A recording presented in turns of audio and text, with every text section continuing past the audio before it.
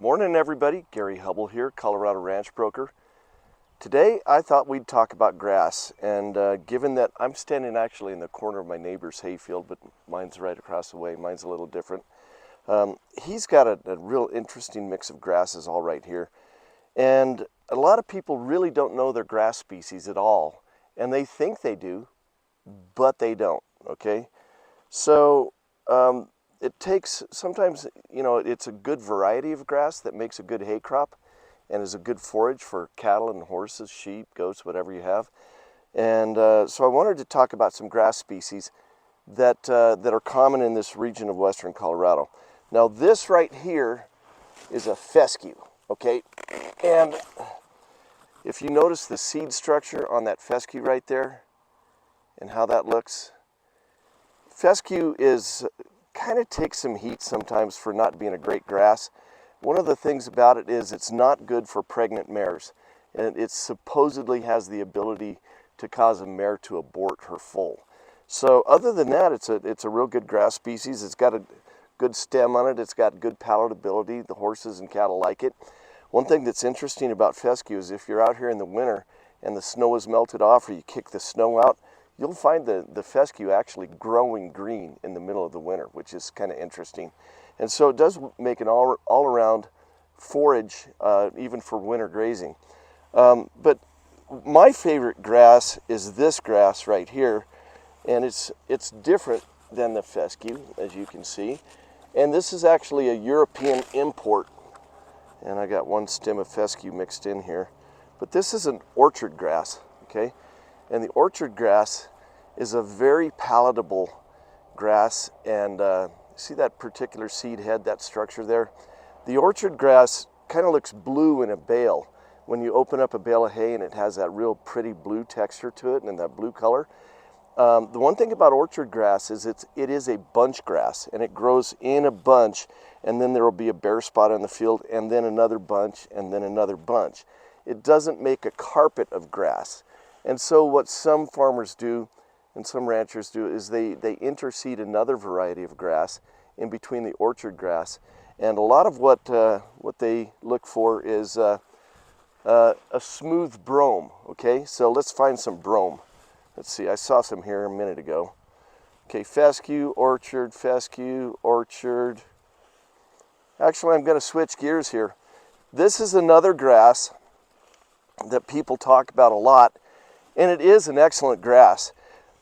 This is, oh, look at the pollen there. Whew, it's really got some, it's really seeding out right now. See that pollen? Okay. This is Timothy. And a lot of horse owners will tell you, oh, I want Timothy hay for my horses. Well, and it has a real cylindrical seed head on it. And this is a complete, if you can zoom in on that, that's a little row of seeds tightly spiraled around that stem. There's a lot of grain on that grass head there.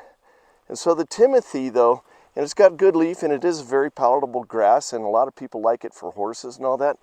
But if you look at this field right here, we got a little patch of Timothy right here out of this whole field here.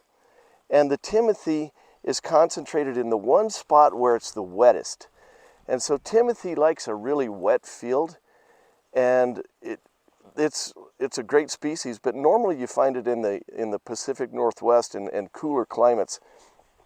So we don't get very much Timothy around here.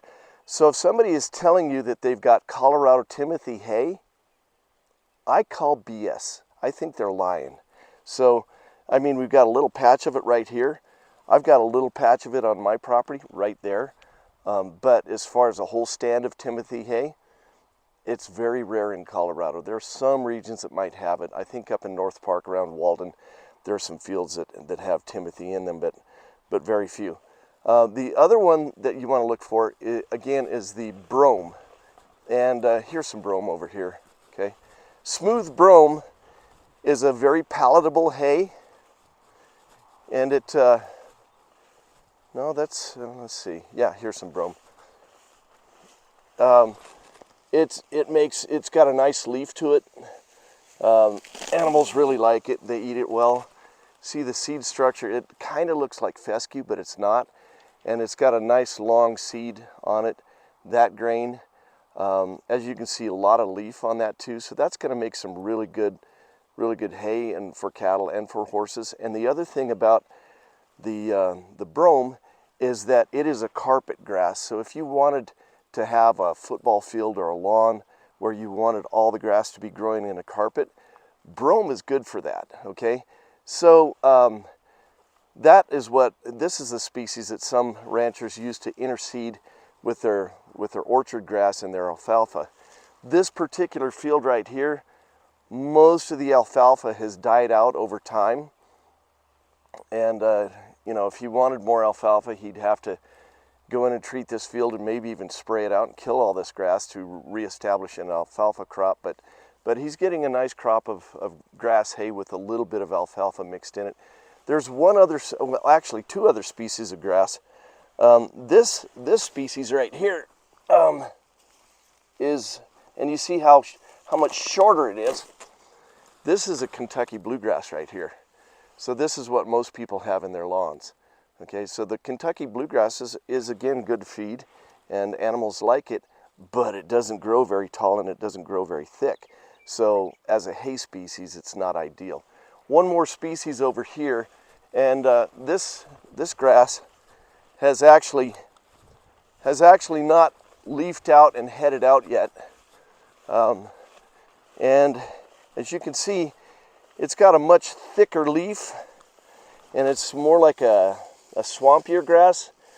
And this is called reed canary grass. And in the fall, this has a real pretty yellow color, and you'll see it standing along the fence lines and ditches in particular. It takes more water, and this is fresh right now, and it smells good, and animals will eat it. But if you let it go later in the season and you harvest it after it's seeded out and so forth, it gets kind of a pissy smell, a skunky smell, and the ranchers call it a rank smell, and the animals don't like to eat it. So it does not make very good hay if you let it go. It's great wildlife cover. You'll find that the horses and cattle will eat it late in the winter, you know, when there's nothing else to eat, and they'll go ahead and browse on this reed canary grass. Not a great hay species unless you cut it early. Like this right here will make good hay, but the longer you wait, it'll get that skunky smell to it and go rank. Oh, and one other little treat we have here. Does this look familiar, guys? So here we are out in the hayfield. This is a stalk of asparagus right here. And right in front of the camera over here, this is wild asparagus that is seeding out. It's about to flower. And so what I like to do later in the summer, you'll have these bright red seed heads on this asparagus. I come by and strip them off, and as I'm out irrigating or walking my dogs or whatever, then I take those asparagus seeds and just make a little hole in the ground with my shovel and drop them in and seed the asparagus out as we're walking. And we've had days this spring where we gathered 5 or 10 pounds a day. So anyway, little slice in the life. Oh yeah, so here's the smooth brome right here that I was talking about. This is what it looks like when it's growing. So right here in this one little corner, man, we only covered about 20 yards square, and we found, what, 5 or 6 species of grass and some asparagus. Hey, Gary Hubbell, Colorado Ranch Broker. Click subscribe, and we'll talk soon.